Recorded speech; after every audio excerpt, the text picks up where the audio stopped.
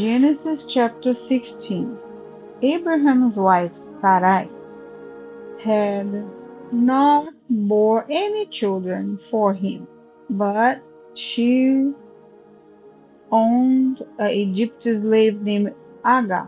Sarai said to Abraham, "Since the Lord has prevented me from bearing children, go to my slave. Perhaps through her I can build a family." And Abraham agreed to what Sarai said. So Abraham's wife Sarai took Agar, her Egyptian slave, and gave her her husband Abraham as a wife for him.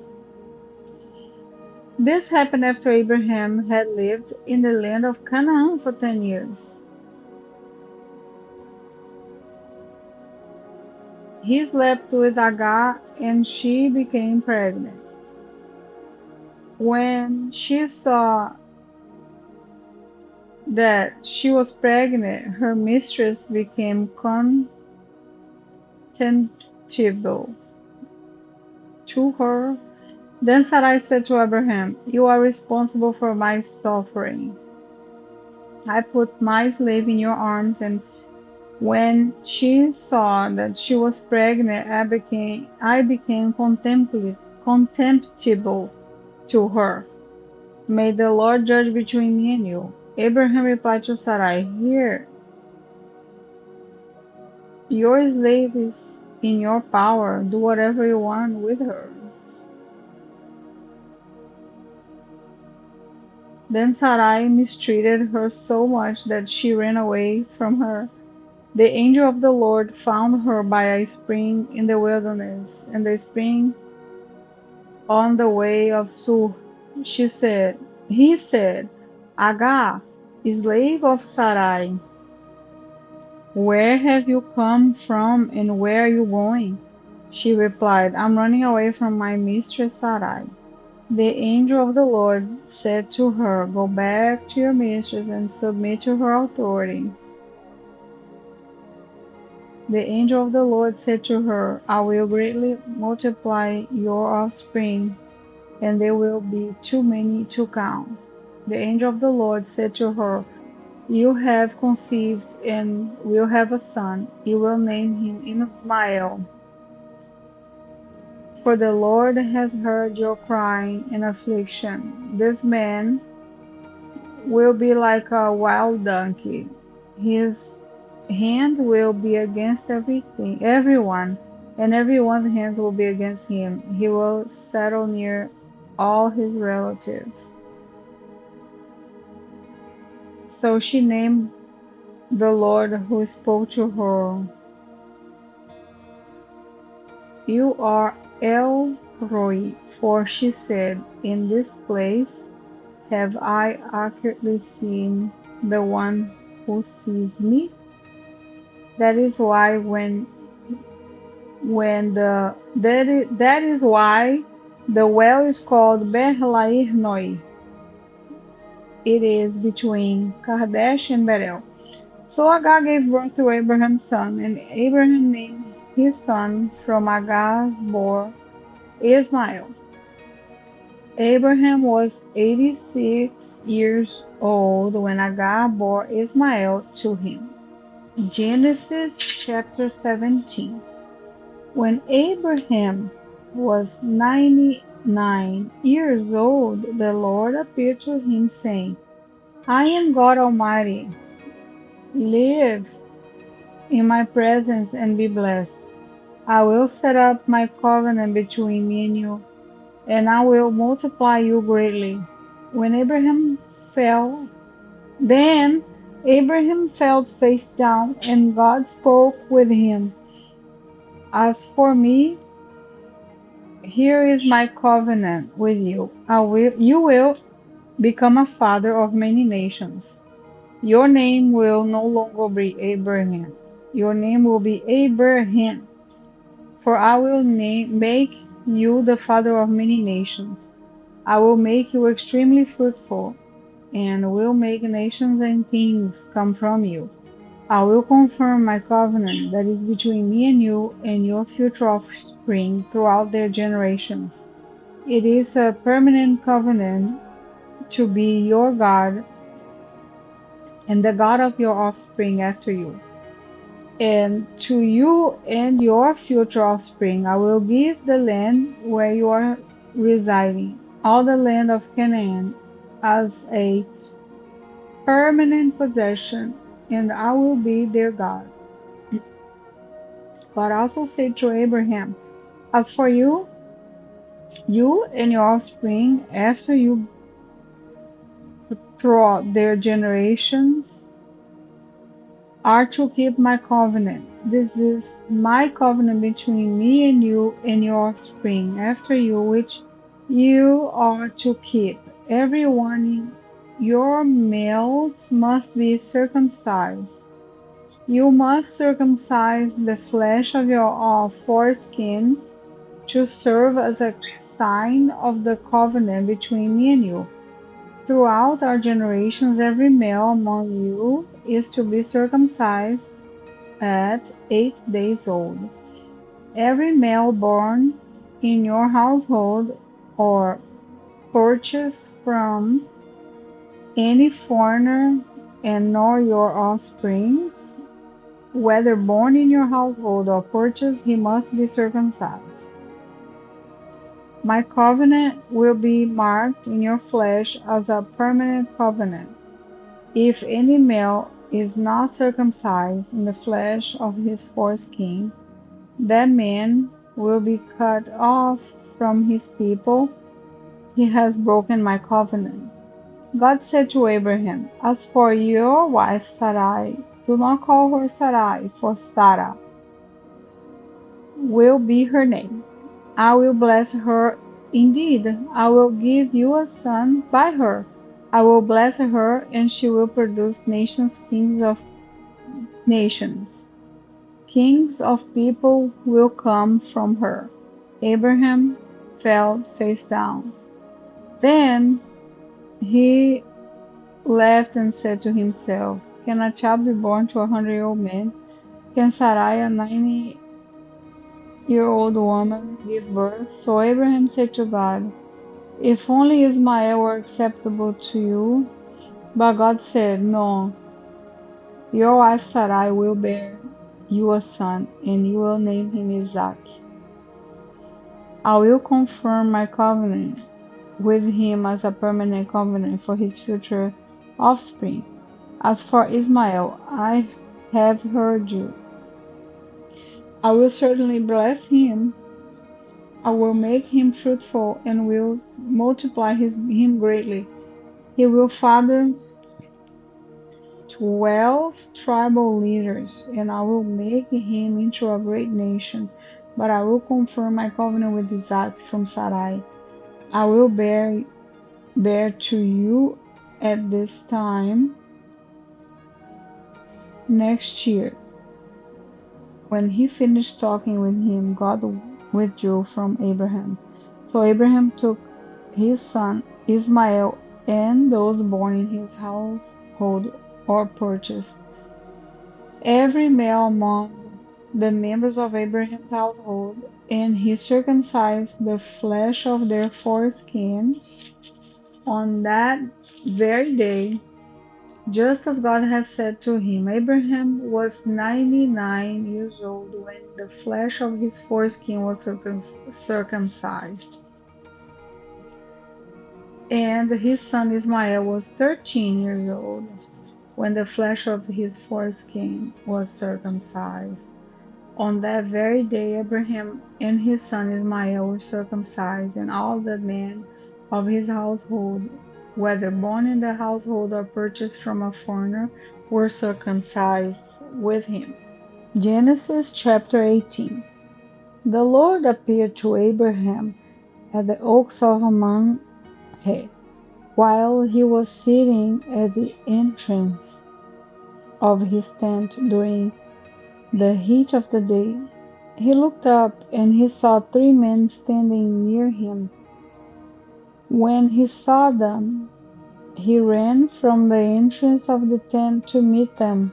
bowed to the ground, and said, "My lord, if I had found favor with you, please do not go on past your servant. Let a little water be brought, that you may wash your feet and rest yourself under the tree.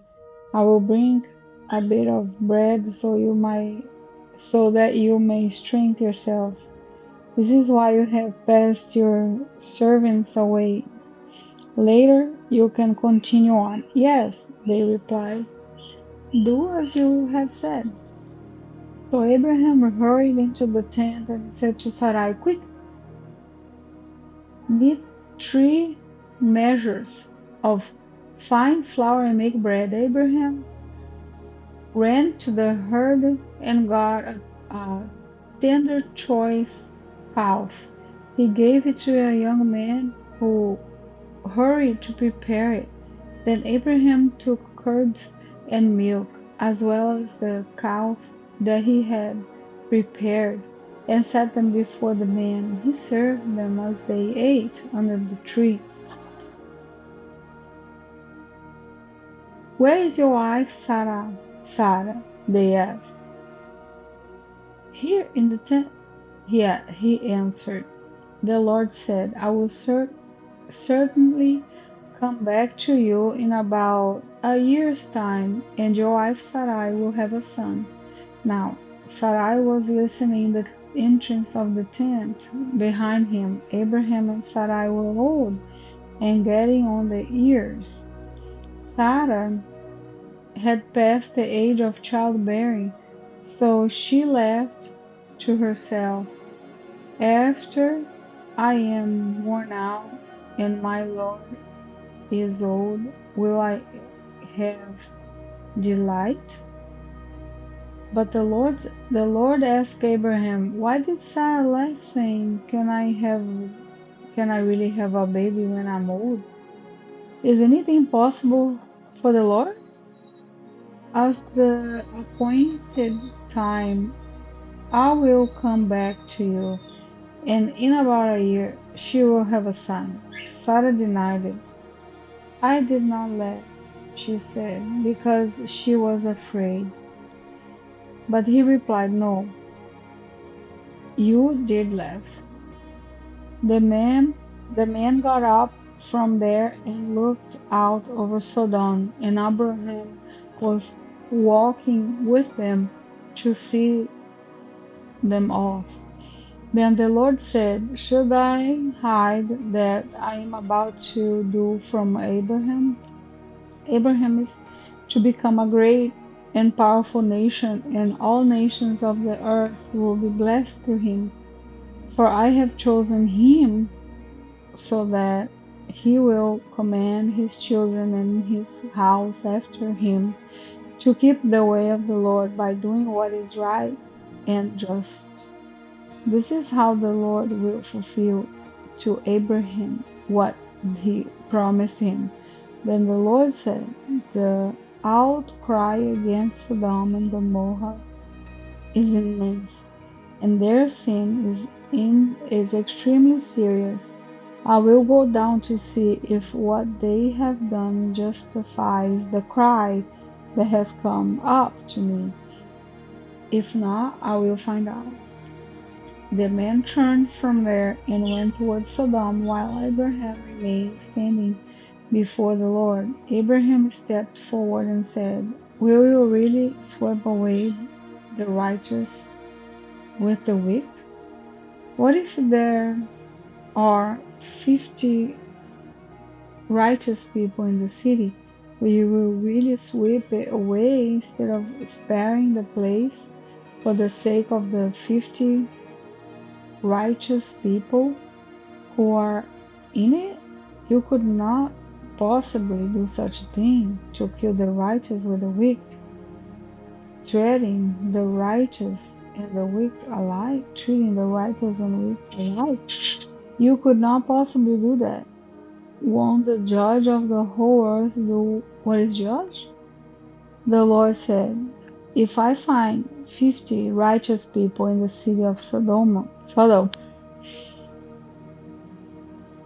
I will spare the whole place for their sake. Then Abraham answered, Since I have ventured to speak to my Lord, even though I am dust and ashes, suppose the 50 righteous lack 5. We will destroy the whole city for lack of 5? He replied, I will not destroy the city. I will not destroy it if I find 45 there. Then he spoke to him again. Suppose 40 are found there.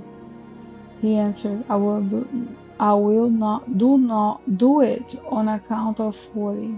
I will not do it on account of 40. Then he said, Let my Lord not be angry, and I will speak further. Suppose 30 are found there. He answered, I will not do it if I find 30 there. Then he said, Since I have ventured to speak to my Lord, suppose 20 are found there. He replied, I will not destroy it on account of 20. Then he said, Let my Lord not be angry, and I will speak one more time. Suppose 10 are found there. And he answered, I will not destroy it on account of that. When the Lord was finished speaking with Abraham, he departed, and Abraham returned to his place. Genesis chapter 19. The two angels entered Sodom in the evening, as Lot was sitting in Sodom's gateway. When Lot saw them, he got up to meet them. He bowed with his face to the ground and said, My lords, turn aside to your servant's house. Wash your feet and spend the night. Then you can get up early and go on your way. No, they said. We would rather spend the night in the square. But he urged them so strongly that they followed him and went into his house. He prepared a feast and baked unleavened bread for them, and they ate. Before they went to bed, the men of the city of Sodom, both young and old, the whole population surrounded the house. They called out to Lot and said, Where are the men who came to you tonight? Send them out to us so we can have sex with them. Lot went out to them at the entrance and shut the door behind him. He said, Don't do this evil, my brothers. Look, I've got 2 daughters who haven't been intimate with a man. I'll bring them out to you, and you can do whatever you want with them. However, don't do anything to these men because they have come under the protection of my roof. Get out of the way, they said, adding, This one came here as an alien, but he's acting like a judge. Now, we will do more harm to you than to them. They put pressure on Lot and came up to break down the door. But the angels reached out, brought Lot into the house with them, and shut the door. They struck the men who were at the entrance of the house, both young and old, with blindness, so that they were unable to find the entrance. When the angels said to Lot, Do you have anyone else here? A son-in-law, your sons and daughters, or anyone else in the city who belongs to you? Get them out of this place, for we are about to destroy this place because of the outcry against its people. If so, is so great because before the Lord that the Lord has sent us to destroy it. So Lot went out and spoke to his sons-in-law who were going to marry his daughters. Get out, he said, get out of this place, for the Lord is about to destroy the city. But his sons-in-law thought he was joking. At daybreak, the angels urged Lot on, get up, take your wife and your 2 daughters who are here, or you will be swept away in the punishment of the city. But he hesitated because of the Lord's compassion for him. The man grabbed his hand, his wife's hand, and the hand of his 2 daughters. They brought him out and left him outside the city. As soon as the angels got them outside, one of them said, run for your lives! Don't look back and don't stop anywhere on the plain. Run to the mountains or you will be swept away. But Lot said to them, no, my lords, please, your servant has indeed found favor with you, and you have shown me great kindness by saving my life, but I can't run to the mountains. The disaster will overtake me, and I will die. Look, this town is close enough for me to flee to. It is a small place. Please let me run to it. It's only a small place, isn't it? So I can survive. And he said to him, all right, I will grant you this request.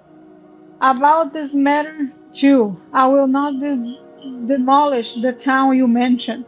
Hurry up, run to it, for I cannot do anything until you get there. Therefore, the name of the city is Zoar. The sun had risen over the land when Lot reached Zoar. Then, out of the sky, the Lord rained on Sodom and Gomorrah, burning sulfur from the Lord. He demolished the cities, the entire plain, all the inhabitants of the city, and whatever grew on the ground. But Lot's wife looked back and became a pillar of salt. Early in the morning, Abraham went to the place where he had stood before the Lord. He looked down towards Sodom and Gomorrah and all the land of the plain, and he saw that smoke was coming up from the land like the smoke of a furnace. So it was when God destroyed the cities of the plain. He remembered Abraham and brought Lot out of the middle of the upheaval when he demolished the city where Lot had lived. Lot departed from Zoar and lived in the mountains along with his 2 daughters because he was afraid to live in Zoar. Instead, he and his 2 daughters lived in a cave. When the firstborn said to the younger, our father is old and there is no man in the land to sleep with, as it is the custom of all the land. Come, let's get our father to drink wine so that we can sleep with him and preserve our father's life. So they got their fathers to drink wine that night, and the firstborn came and slept with her father. He did not know when she lay down or when she got up.